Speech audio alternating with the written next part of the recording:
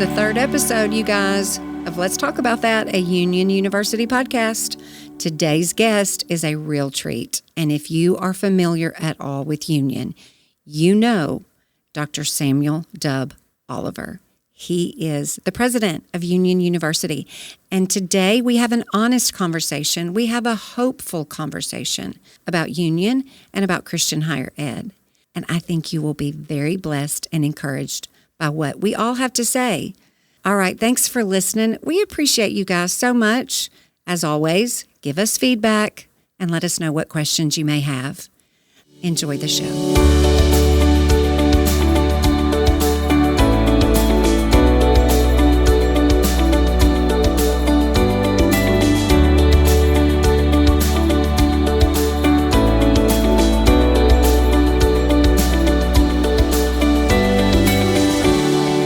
Hey, everybody, welcome back to another episode of, Ted, I think it's called Let's Talk About That. I think it is. Here we are. We're going to talk about some things today. I'm excited. I was on a few weeks ago, and that intro was so professional and natural from you that you're really like hitting your stride with this thing, and I'm excited to be back. Thanks. I'm so glad. I always feel better. I like it when you're here just for a multitude of reasons because we end up having a good conversation. For sure. You bring a lot to the show. But the show is not about either one of us this time. We have a fantastic guest today that y'all, I don't know. I think that, like, I thought about this last night. I thought, you know, if I'm listening to a podcast and it's tied to a university and somebody says the president of the university is coming on, I'd be like, mwah, mwah. Let's talk about that. Yeah. But that is not the case. So if you're thinking that for just a half a second, keep listening. It is really just a whole lot of fun and just a real joy to have the president of Union on this Union University podcast, Dr. Samuel Dub Oliver. Welcome to the show. Thank you so much. It's great to be with you. We're glad to have you. Tell the listeners, what do you want them to know about you? Wow, what do I want them to know about me? I know, that's a loaded question. But you know what? Be sure to insert something that's not presidential, okay? Okay. Like something weird, funny, quirky.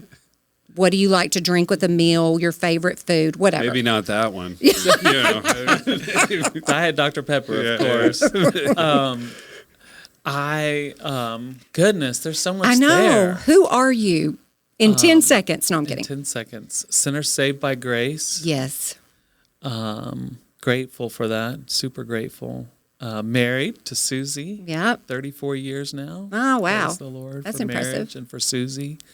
One daughter, Callie, who's a Union alum and a Union student. I'm a Union dad as well. She's in the doctoral program in educational leadership. She sure is. Is She she like you? Because I'm like, man, ever since y'all been here, sister is pursuing the degrees. She is.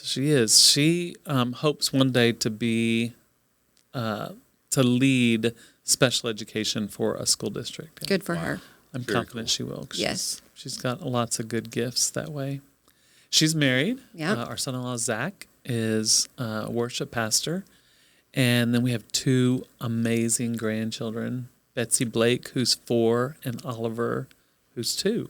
Well, and I know this will air later, but she started school today, that precious She little Betsy did. Blake. Oh, She man. did. She did. How do you feel about this? I'm so excited for her. She's just gonna be so full of everything in pre-K 4 that she'll be telling me what's what. Yeah. Just so precious. So precious. That's so sweet. And you're a Dr. Pepper guy. Yeah. Love Dr. Pepper, particularly Diet Dr. Pepper. That's a solid drink. It is a Yeah, solid it's a drink. really good choice. It's got history. Yeah. It's credible. It's not everywhere. Like when you run across it at a restaurant, you're like, oh, all right, bit of a deal. If they I like don't this. have Yeah. if they don't have it, what are you getting? Probably Diet Coke Oh, that's the you go. or worst. unsweet iced tea. I know, Oh, that's unpopular the in worst. South. That's Really? the worst. Unpopular. You're I not a think Diet Coke person. no, Talk about never that. have it. I think it's the worst ever. Yeah? It's garbage. Huh. And then unsweet tea. Like, where are you from? I If thought you just had an opinion about it, it'd be better. Yeah, we're losing listeners. We're probably losing potential students. Families are logging off. It's so right funny now. because people are passionate about what they order at a restaurant with their Yeah. meal, and it can dictate a lot. You know, if it's all Sure. Pepsi products, nothing wrong with Pepsi products, but if you're not a Pepsi person and you're like, I'll just take a water, please. Yeah. Listen, No, I was in the airport last week, and it was a Pepsi airport, evidently, and it was so disappointing. Who It knew? really It is, is, like yeah. walking up and down every Everywhere you go. concourse. Yeah, like, yeah. is there anything different? I know it. That's tough. It's devastating. Can I say a nice thing about Dub real quick? Because he Do won't say it it, about himself. please. Very relationally gifted. Yes, 100%. Yeah, I mean, well documented your ability to remember people's names after meeting them one time, like 7 years ago. You know, this is to me really compelling. But beyond that, like I went to college at a similar school to Union with a really relational president, and I think that's a rarity in our business. So that's pretty cool. Well, Yeah. and two, in leadership, to be able to have that relational skill, that love, that ability, and balance that with wisdom and discernment and being able to make hard decisions, or, you know, like usually I only know about my own life, but usually you see one or the other Yeah. kind of rise to the top, but to be able to have both, I think is just a magnificent gift, and we're so thankful. Well, you're both very kind. It was nice being on the show today. Yeah. It's been a great program, Fran, if you want to close it. Let's Everything end it you there. want to That's right. know. End it on a high note. Oh, that's It's like that email you never get, you know? Okay, let's dive into the familiar questions with this podcast, considering it's called Let's Talk About That. And I think you have just such a fabulous perspective. I mean, clearly, you have the only perspective that there's one president, you know, Ted. There's lots of faculty, there's lots of staff, there's lots of students, you know, everybody's got their perspective, but a presidential perspective is something else. So I'm really curious as to what you have to say about all this. Okay, so let's start off with the good. They always tell you to start off with the good, right? I like starting with that. And there's really not anything bad in here.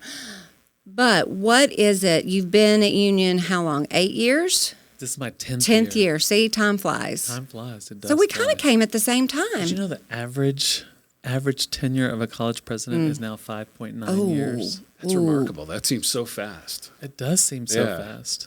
5 years, you're just kind of getting settled. Yeah. I read something the other day. There have been some articles about this. We'll get to the questions, but it said that this expert on college presidencies says the ideal is between 7 and 10. Interesting. And I was like, ouch. Are they Yeah. like telling me you got to go? Yeah. No.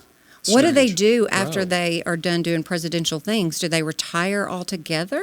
I don't know. Oh, this is awful. Let's change the subject. Yeah.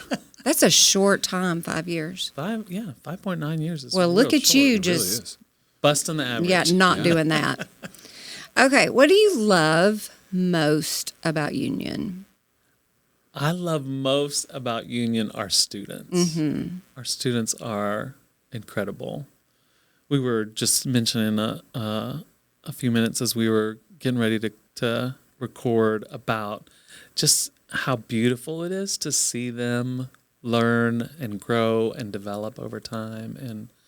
And you know, you both see this and know this and are gifted in that and helping to facilitate that. I think one of the things that I love about Union is our students are so open to that. They're so open to being influenced, to being shaped. They have a high level of trust of us, and that allows significant relationships.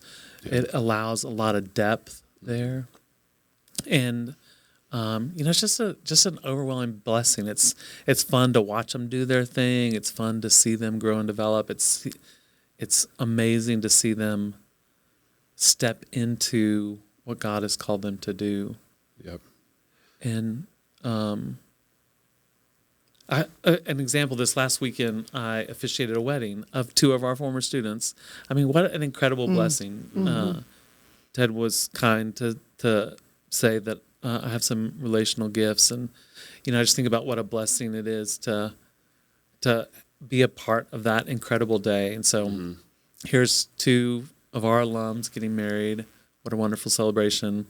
We go in for the dinner. I'm sitting next to a student who I love and his wife, and talking about their almost 1-year-old girl. There's another former student there with his wife and their twin sons who are there at the dinner, and then another former student who's an incredibly gifted musician and making his way in the music scene in Nashville, and his girlfriend. And I'm just overwhelmed. I'm Yeah. thinking about like Jacob. Jacob says, when I left, I had nothing. I had basically the staff in my hand. When I come back, I'm 2 camps. And I was like, Lord, look how good the Lord is. Just the abundance at that one table. When I came to Union, I didn't know anybody. Literally, I didn't know anybody. Yeah. And, there are 5 camps, that are sitting at this table. Yep. From the relationships and the lives that have been intertwined and woven together at Union. Man, it's rich. Can I ask a question, a follow-up on that? I want you to, Ted. Yeah, so, I think our clientele's changed over the last 10 years a little bit. And there seems now to be this attitude of, if I'm a parent, I'm the biggest influence in my kid's life. And maybe we don't need college. Maybe we don't need that 4 years of seasoning, of learning from others, of failing a little bit, succeeding a lot, hopefully, getting our bearings, getting a sense of who we are, making our faith our own. I think all that stuff is really important, and I know you do too. But as you're out there kind of storytelling about Union, and we're getting a little crackle of that attitude in the culture, like how would you kind of contend for the idea of Christian higher ed in light of that attitude or that idea being out there, that maybe we don't need it? I think that's really hard. I think, higher ed has fallen on some really hard times. You listen to sort of one set of media, and it says all of higher ed is sort of elitist, white supremacist, awful. Yeah. Don't let your kids go there. You listen to another set of media, and they're like, higher ed is just a woke mob, bunch of liberals trying to indoctrinate your kids. Don't send your kids there. And clearly, Union is not either of those things. Right. Not who we're designed to be, not who we are. But all that stuff splashes on Union and creates in parents' minds and students' minds that's what whatever they're listening to, that's what higher ed is. Yeah. And it causes people to say, hey, let's skip that. Yeah. And then you got sort of a whole other set of people that see higher ed as only utilitarian or pragmatically, and so I don't need it to get a job, and so Yes. it's not worth the investment. Right. And all of that misses what Union in particular is truly designed to do. And that is to help people become wise. And there's a tremendous value in that. I share it with parents, students. The Proverbs say, in order to become wise, walk with the wise. And that's what happens at Union. That's what happens over those 4 years. I'm not going to walk with every student. It just so happened that the students I was marrying and the others that were sitting at our table for dinner were students that I was closer with. Yep. But I don't have to be close with everyone, because you're close with a bunch, and That's right. Fran's close with a bunch, and Yep. there are 800 faculty and staff who are all investing, and That's right. that means that what happens here is not just they earn a degree, or not just they get a credential, CPA, nurse, RN, whatever, teacher certificate. You get the idea. But they really have become wise. Yeah. Yep. That's worth a lot. It is. Well, and I've heard you say, no telling how many times.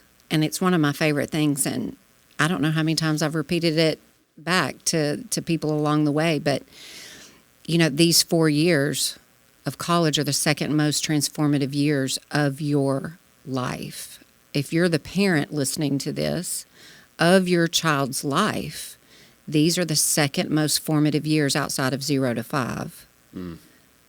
I mean, just sit in that for a minute and put that alongside.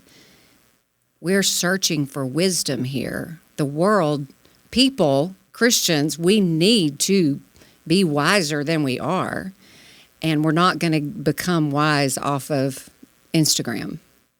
Right. Not the kind of wisdom that we're seeking. So it's just, I don't know. I'm such a believer in Christian higher ed, and I see it becoming so hard for people to embrace for lots of different reasons. But I just always go back to, if these are the second most formative years of your child's life, who and what is shaping them?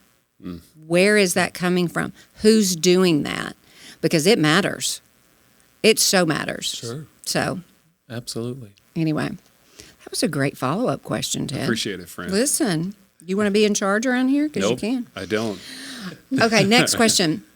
This is also a great one. And you know what? It's not even fair to ask you, like, what do you love most about Union? Because you really, there's so many things. There's so many things. And I understand that. And I know it's kind of hard to, like, narrow it He kind in. of has to have an answer ready. You know, like it's his job to talk about this. But But you know what? I could ask him in 2 hours and he might say something else. no, you know? that's right. You know? That's right. Okay, so you just referenced an experience. You got to, marry some former students. I cannot imagine the number of experiences you have as the president. I cannot. There are things that I'm just like, oh my gosh, I probably had no idea that you got to do that or go there, or see that or meet that person. Or just, even within the context of our campus, what you get to do. So tell us one or two just, that was a good experience. That was a lot of fun, or it was memorable, or it was even hard maybe, but you've got them. You've probably got 100 in your back pocket. Good question. This will be fun. I have a ton of them. We were just at a retreat last week, the senior leadership team, and we were reflecting on last year, and so maybe easy answer, but serving as the president of Union during its 200th year, it's just phenomenal. Mm-hmm. So many layers in that, so many opportunities in that. Just a few to sort of narrow that down. I think about last September, we had our big celebration. Even though Union's birthday is February 3rd, 1823, we celebrated in September because we checked the weather report for February and it was cold. So Yep. Well done. we did it in September. See how smart we are? That's all right. Hey, you're the president for a reason, And we had, as part of that weekend, we had a what we called a legacy luncheon where we invited back all of the former presidents and VPs and Board of Trustees members, and had a chance to, interact with Dr. Dockery, who was the 15th president, and Dr. Barefoot, who was the 14th president, and Bob Agee, who served years here as VP for University Ministries and then went on to be president of Oklahoma Baptist University, moderated that session. And it was just such a powerful reminder of the legacy that Union has in terms of God's faithfulness to us, and that there are different seasons and different things that each of those administrations experienced and lived through and had to deal with. Yeah. Same is true for our day. Yep. It was just overwhelming Yeah. to think about that, and there was about 30 years of leadership on that stage at that time. That's a lot of union history right there. Yeah. And then that weekend we had the big concert. Dave Crowder came, and there was all the people. Literally every parking space on campus was full, and people were parked all over the lawns. And because there were so many people here, it was just so cool, and to see, to be there with Susie and Callie and Zach and Betsy and Oliver, and again, just sort of thinking about the layers. Yeah. Dave Crowder was a student that I worked with at Baylor back there. We go visit with him before. Me, Callie, Yeah. the grandkids. It's just Yep. the Lord just saying, generation after generation, I love you. I'm for you. You're going to make us cry. It was just awesome. gosh. And then, Betsy knows Crowder's songs, and she's singing them. It's too just much. yeah, exactly. How could you not cry? Mm-hmm. And then someone sets off fireworks, and you're like, okay, this is just Yeah. it's just like a movie moment. Yeah. Definitely. I've got a non-movie moment one that I want to ask you about. Laser specific and kind of funny and weird. Far be it from me to say what your greatest union memories are, but we have this experience, Dove, where well, I'll start by saying you have brought padded contact football to Union, for which I'm very grateful and excited. And you brought in an event called the Buster Bowl, which I've been a big part of as a player and a coach over the years. So we have this tradition every year.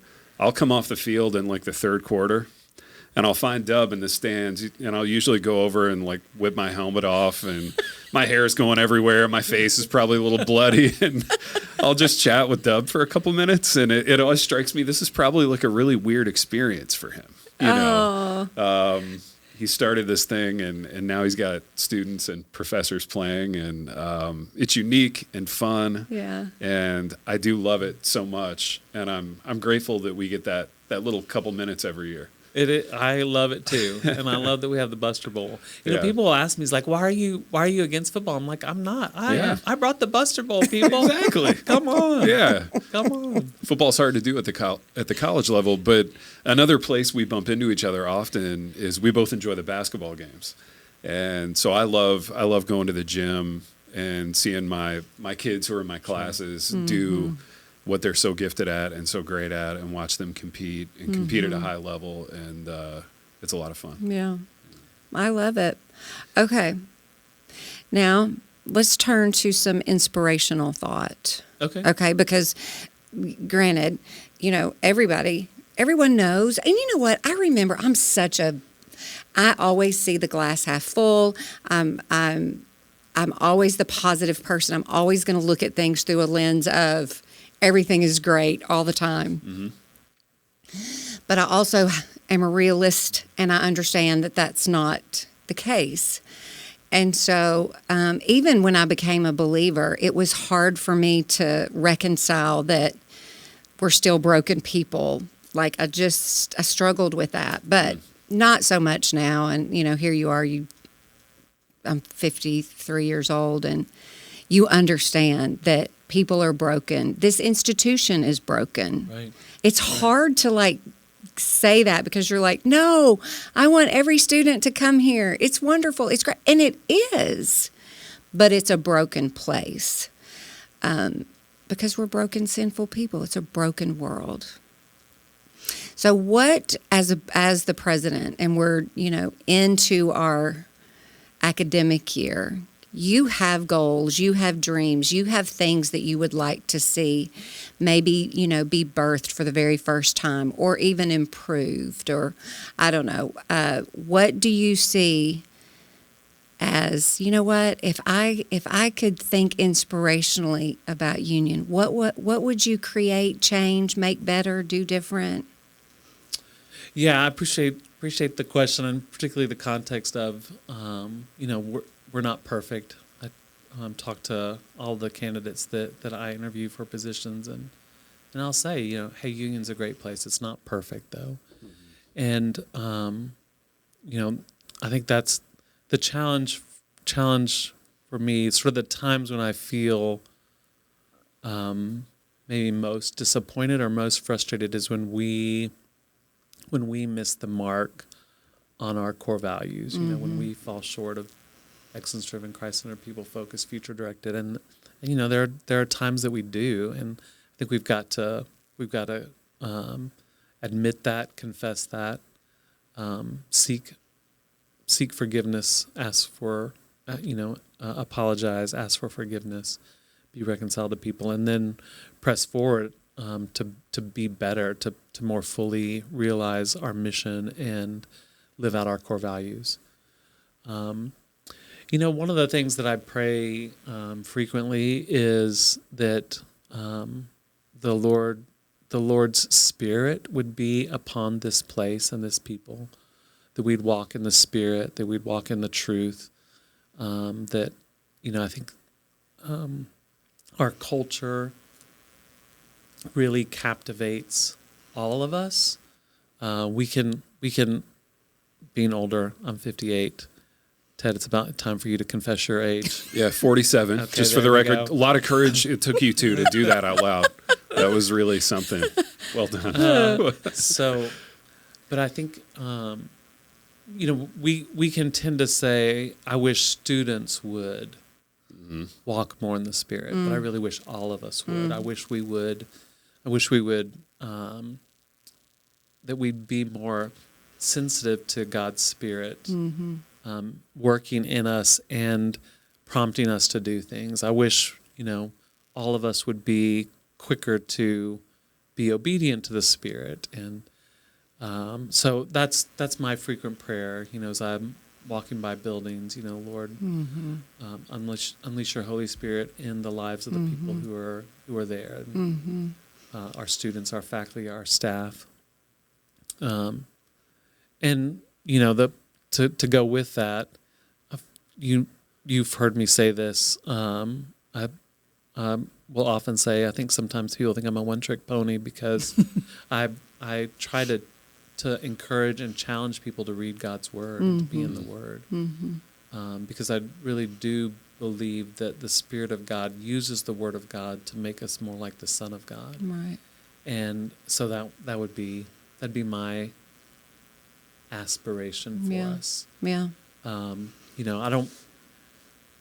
It's not that I would be mad at the Lord if He made us have the largest endowment of any college or university in the country. Yeah. But what I want more is I want Him. Yeah.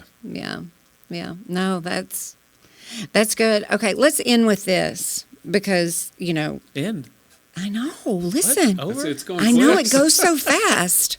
We'll have you on again. Okay, Don't for sure. worry. Because there's 1,000 things that we could talk about with you. But this is a great, let's set the stage for just who you are and what you think and how you believe about certain things. But I have to ask this because I think that in today's world, when people are considering, we've already talked about why should I send my student to college, but we've all got our own answer to this, and they're all good answers. But you're the president. Today's world is just completely chaotic. It's just crazy. It's wild. I just, over the summer, just kind of removed myself a little bit from social media. Ted has nothing to do with it. You're probably the healthiest person at the table. I don't know about that. But you're just it's out of control.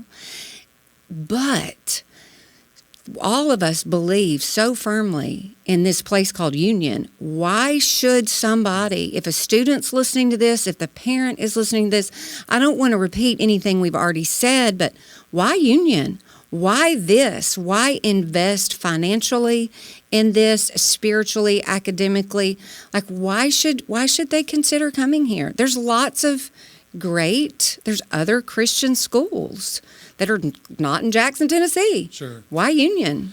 Well, that's a great question. I think, sort of just to follow on what I just said, what I want us to do more, I would encourage any listeners too, as well, is ask the Lord, where should I go? Union. He says Union.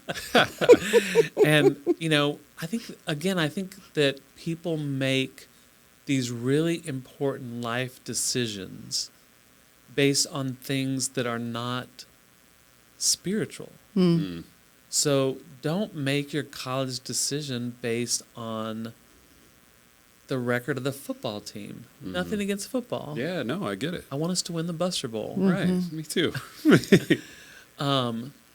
Or How nice the dorms are, how or whatever. nice the dorms Yeah. are. Obviously, I want us to have nice things for our students. Sure. But go and visit. Listen to what they're talking about. See what kind of questions they're wrestling with. Right. Get a sense of the people, because you're gonna be shaped by them. Yep. And then really seek the Lord in that. Now here's a couple of marketing sort of things that are true. So I haven't studied marketing recently, but so this isn't a public relations thing. It's just this what we offer. So at Union, if you really want to study, if you really want to learn, not just go to college, but really learn, Union's an awesome place to do that. We attract students who are that way. They might be, if you're in high school and, wow, I feel like I'm one of just a few students in my high school who are really interested in learning, that's the kind of student who thrives at Union. Yeah. Yep. If you're a student in high school and say, I wish there were more to relationships than just this superficial stuff, Union is full of students like that. Yeah. If you think, hey, I want to go a place that's not going to just be neutral about faith, but is going to say, hey, I want to encourage you in that. I want to help you grow in that. We talk about being a greenhouse for faith. Union's an awesome place to do that. And, you put those things together, a place that's academically excellent, that has really close community, that loves Christ. I mean, there just really aren't that many. Right. I'm not saying there aren't any others, but there aren't that many. And so go visit those few that there are that have the academic program you're interested in and, are attractive to you, and visit them. Yeah. And then ask the Lord. Yeah. Amen. He'll tell you. Well, and I think, too, one of the things that I've been impressed with around here is you want to, if I'm a parent sending a kid to school, which I am, and you've You're a union put dad. boys. Yeah, I'm a You're union union dad. mom. Yeah. My son's a junior economics major. I want him learning from people who have done it at a high level. And I want to be somebody in my classrooms who's done it at a high level, and they can say, there was nothing junior varsity about Cluck's career. Right. So we have that piece, but also the piece of I want to make much of Christ in the classroom whenever I can. And, as a parent, I want to know, that he's learning economics or somebody's learning journalism from somebody who really endeavors to make much of the Lord. And to your earlier point, which I love so much, if this thing is going to make it and thrive, he needs to increase and I need to decrease, really. I mean, it's not going to be the charisma of one guy or a handful of people that make it. And I think our years of history show that.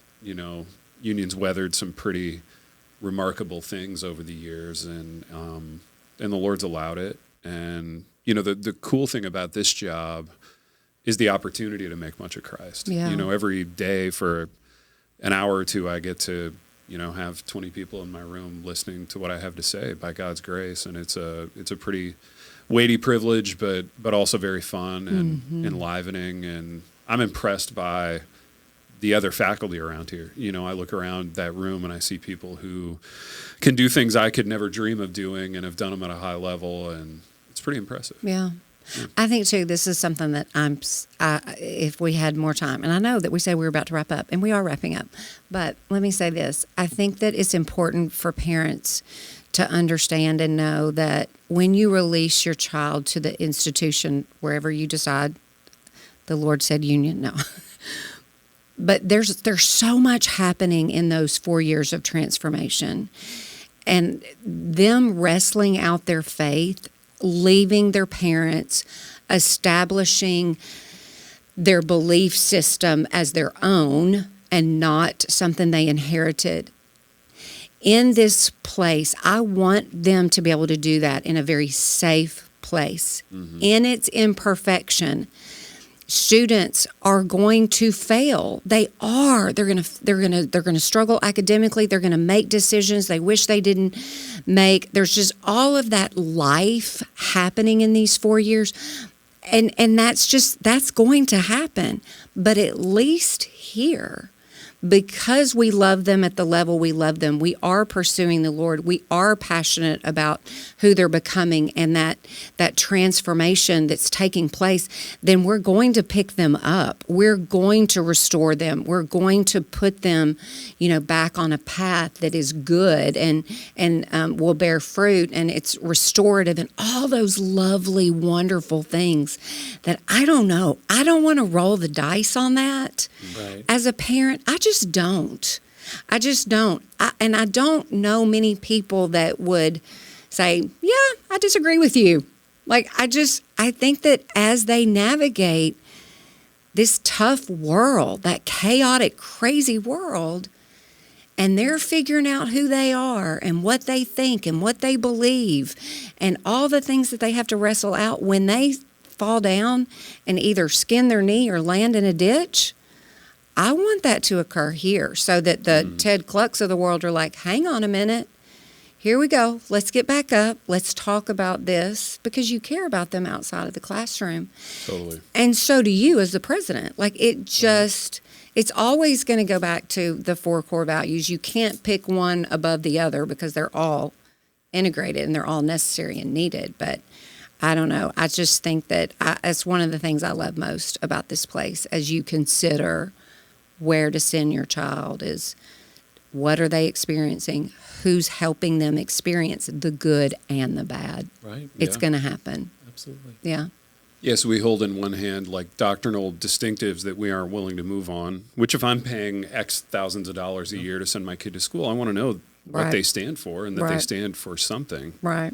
But then we hold it in the other hand, this kind of graciousness and ability to have conversations and ask questions, which is maybe the richest part of this whole thing. And that can be a tough needle to thread in our business. But I think when this is working, both of those things are coexisting at a pretty high level, and it can be pretty fun. Yeah. Agreed.